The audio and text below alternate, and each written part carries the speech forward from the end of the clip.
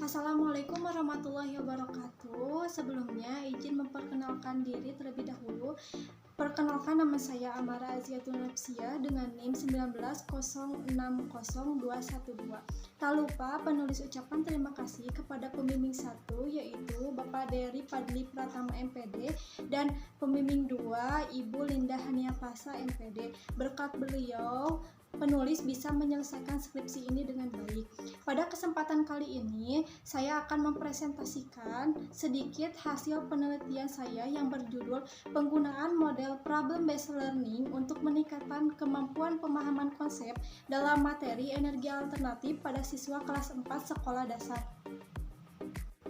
Penulis dalam menulis skripsi ini dilatar belakangi oleh beberapa masalah. Namun sebelumnya saya akan menjelaskan terlebih dahulu mengenai kondisi ideal. Pemahaman konsep suatu aspek yang sangat penting dalam pembelajaran. Karena dengan memahami konsep, siswa dapat mengembangkan pengetahuannya dalam setiap materi pembelajaran. Meningkatnya pemahaman konsep siswa dalam belajar tergantung bagaimana siswa itu berpikir dalam mengolah informasi. Untuk itu, siswa membutuhkan cara berpikir yang disebut gaya berpikir. Namun, kondisi nyatanya yaitu masih rendahnya kemampuan pemahaman konsep disebabkan pembelajaran masih berpusat pada buku. Guru jarang menerapkan metode pembelajaran sehingga pembelajaran siswa kurang optimal. Sejalan dengan penelitian yang dilakukan oleh Herlina dan Kelana bahwa pemahaman konsep siswa terutama dalam pembelajaran IPA masih rendah. Hal ini disebabkan karena guru belum bisa memilih contoh metode atau pendekatan pembelajaran untuk menambah pemahaman konsep IPA siswa. Untuk mengatasi permasalahan di atas, penulis memberikan solusi dengan menggunakan model problem based learning yang dipilih peneliti sebagai solusi untuk mengatasi masalah tersebut. Kemudian, rumusan masalah terdapat 3 poin. Yang pertama, bagaimana peningkatan kemampuan pemahaman konsep energi alternatif dengan menggunakan model problem based learning pada siswa kelas 4 sekolah dasar. Yang kedua, bagaimana kendala siswa dalam meningkatkan kemampuan pemahaman. Yang ketiga, bagaimana kendala guru dalam menggunakan model problem based learning.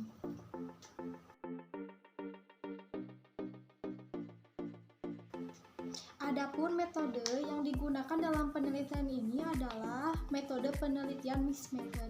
Desain yang digunakan dalam penelitian ini adalah sequential explanatory. Desain ini digunakan karena ingin mendapatkan data secara kuantitatif terlebih dahulu dan diikuti penjelasan data kualitatif. Subjek dalam penelitian ini adalah sebanyak 25 siswa di salah satu SD di Kabupaten Bandung Barat. Dalam penelitian ini terbagi ke dalam 2 teknik pengumpulan data. Yang pertama menggunakan data kuantitatif yaitu berupa instrumen tes soal pilihan ganda, pretest dan posttest, yaitu untuk mengukur kemampuan pemahaman konsep siswa.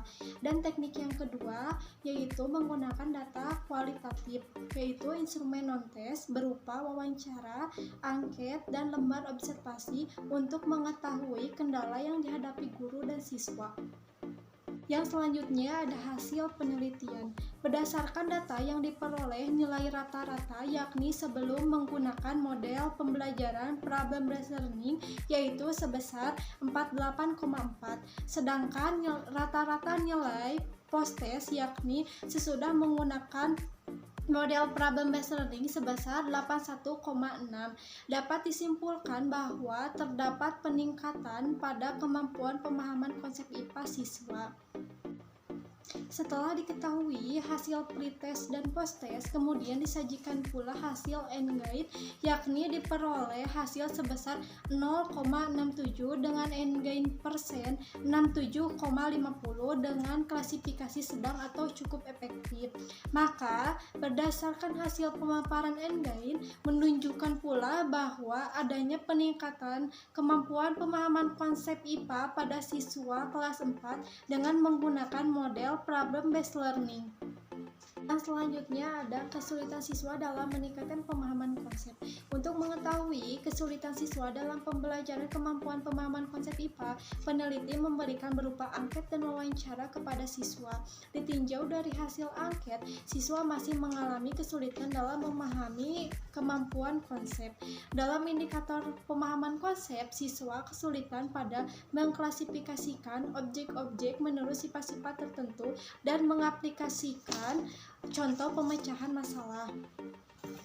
Selanjutnya, kesulitan lainnya ada pada hasil wawancara siswa. Kesulitan yang dirasakan siswa adalah memahami konsep IPA tanpa menggunakan model pembelajaran. Siswa kesulitan kurang teliti dalam membaca soal dan siswa kurang memperhatikan pada saat kegiatan pembelajaran. Selanjutnya, kesulitan lainnya ada pada hasil wawancara siswa. Kesulitan yang dirasakan siswa adalah memahami konsep IPA tanpa menggunakan model pembelajaran.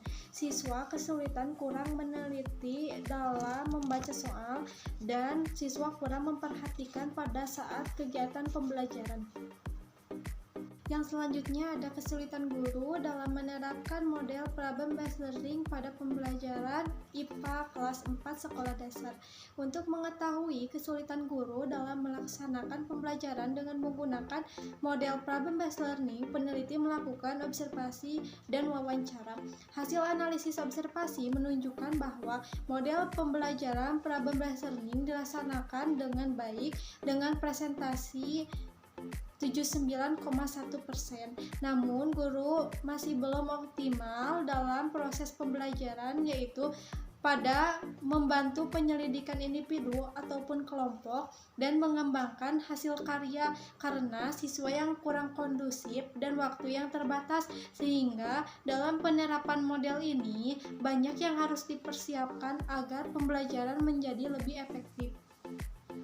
Yaitu ada kesimpulan. Untuk melihat hasil peningkatan bisa dilihat dari hasil pretest dan posttest. Pada hasil pretest memperoleh nilai rata-rata sebesar 48,4%, sedangkan nilai posttest memperoleh nilai rata-rata 81,6%. Hasil endgain yaitu 0,67 kategori cukup. Maka dapat disimpulkan bahwa model problem based learning meningkat. Dengan kata lain, model tersebut cukup efektif untuk digunakan oleh siswa. Yang kedua yaitu ada kesulitan siswa dalam mengklasifikasikan objek-objek menurut sifat-sifat tertentu dan mengaplikasikan contoh pemecahan masalah, dan siswa kurang memperhatikan ketika proses pembelajaran berlangsung. Yang ketiga yaitu ada kesulitan guru dalam membimbing penyelidikan individu atau kelompok dan menyajikan hasil karya. Guru belum maksimal untuk mendorong siswa sehingga pembelajaran kurang optimal. Alhamdulillahirrabbilalamin, pemaparan hasil penulis teliti dapat tersampaikan. Mohon maaf jika ada kekurangan ataupun kesalahan.